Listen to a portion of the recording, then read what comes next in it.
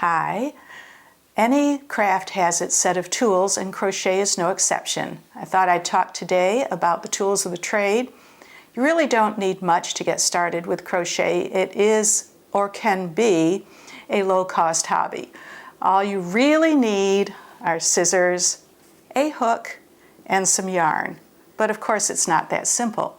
So yarn comes in all kinds of weights or sizes, and the good news is that your skein of yarn will tell you what weight it is.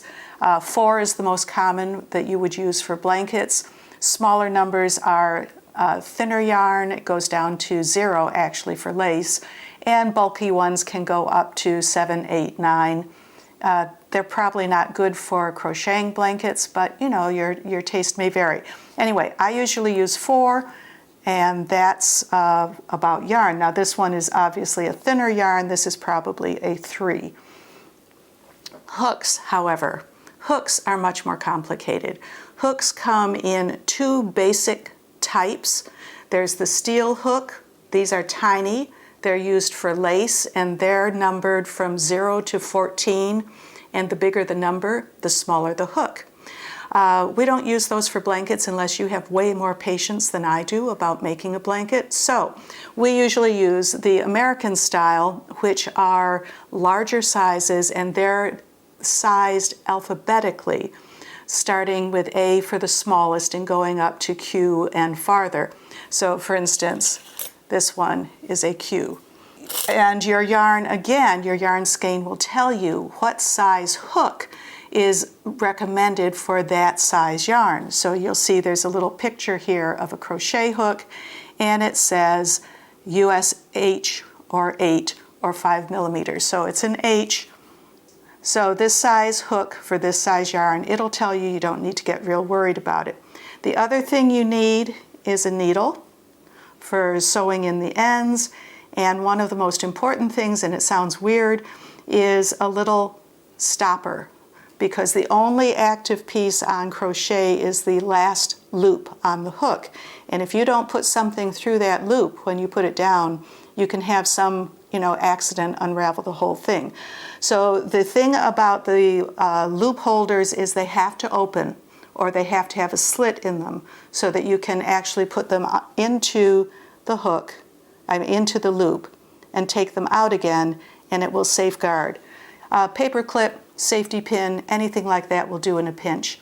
Another thing about hooks is that they come in all bizarre, fun things. This is a jackknife hook for, you put it into your purse for those crochet emergencies that you might run into, who knows when. But it's a nice 4 basic sizes in one small package. I also have a ruler here because sometimes it helps if you're trying to keep an orderly width of stripes. It helps to know how much farther do I have to go in this color before I change. That's really it. You can have different styles. I like the wood handles. They feel good on the edge of my hand as I'm crocheting. And I was surprised by that because the ones that are metal hit right here, and they actually made my hand sore. So I like this kind. That's the kind I get. The other thing about, well, what if your yarn that you're using didn't tell you what size hook? How do you know that the hook is the right size? Well, basically, if the hook is too big, I'm taking a giant one, you'll find that the yarn will fit in it just fine, but when you put it into the work, it's not going to slide out like it should, and it's very cumbersome to work with. Conversely, if your hook is way too small, you might get it to fit in there, but it's going to catch, it's going to split. You need something that is just right. So the way it should look is it should pretty much fill the notch. It should feel secure, but it should be very easy to slide out of without splitting. I want to show you a difference between 2 manufacturers of crochet hooks that are commonly available. Which one you want to use is totally personal preference, but I wanted to show you these are 2 size N hooks. One is a Bates, one is a Boy. The top is very much more pointed and the notch is very much more shallow in the Boy. The Bates has a blunter top and a much sharper notch. I happen to like the one with the sharper notch better, but again, other people like the ones with the shallower notch. It depends what works for you, so I'd suggest buying one of each when you're first starting out till you find out. That, in a nutshell, is what you need for tools, besides a good chair, comfortable light.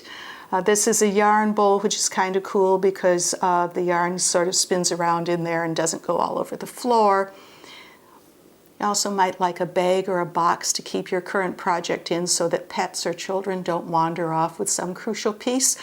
Other than that, it's really low cost, low energy. Have fun. Thanks for watching. Bye.